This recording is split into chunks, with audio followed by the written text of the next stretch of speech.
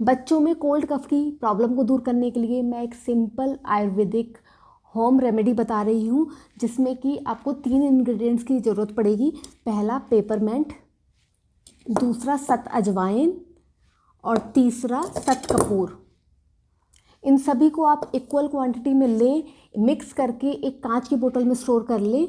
ये लिक्विड में कन्वर्ट हो जाएगा और इसको आप बच्चे के पिलो के साइड में 2 बूंद लगाकर रात में छोड़ दें। बच्चे को डेफिनेटली मॉर्निंग तक कोल्ड कफ में रिलीफ मिल जाएगा।